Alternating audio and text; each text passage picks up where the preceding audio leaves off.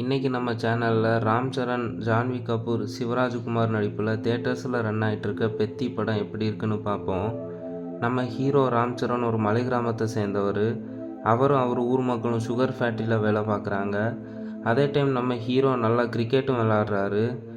அந்த சுகர் ஃபேக்ட்ரியில் அந்த மலை கிராம மக்களுக்கு கூலி எப்போவுமே ரொம்ப கம்மியாக தான் கொடுக்குறாங்க.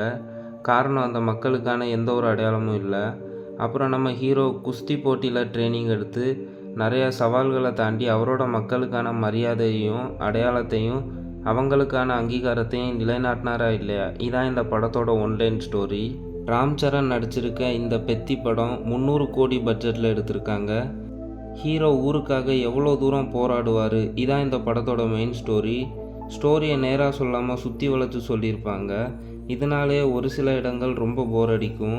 நம்ம ஹீரோ கிரிக்கெட்டில் சாதிப்பாருன்னு நினச்சேன், ஆனால் திடீர்னு குஸ்தி வீரராக மாறுறாரு. அதுக்கப்புறம் ஸ்டோரி வேறு எங்கேயோ போகும். ஜான்வி கபூர் படத்துக்கு தேவையில்லாத ஆணி, ஃபுல்லாக கிளாமருக்காகவே யூஸ் பண்ணியிருக்காங்க. ஜான்வி இல்லைனா கூட படத்தில் எந்த ஒரு மாற்றமும் வந்திருக்காது. ராம் சரண் பெர்ஃபார்மன்ஸில் பின்னிட்டார். எமோஷ்னல் சீன்ஸ்லாம் நல்லாவே கனெக்ட் ஆச்சு. AR Rahman music and background score வேறு லெவலில் இருந்துச்சு. இந்த படத்தில் இன்னொரு ப்ளஸ்னால் அது ஃபைட் சீன்ஸ் தான். ரொம்பவும் ரியலிஸ்டிக்காக எடுத்திருக்காங்க. நான் இந்த படத்தில் மைனஸாக பார்க்குறது படத்தோட லென்த்து தான். ரன் டைம் அதிகமாக இருந்த மாதிரி ஃபீல் ஆச்சு. ஒரு சில இடம் ஸ்லோவாக போனாலுமே ராம் சரண் ஆக்டிங் மட்டுமே படத்தை ஃபுல்லாக பார்க்க வைக்குது. அந்த அளவு பெர்ஃபார்மன்ஸில் பின்னிட்டார்.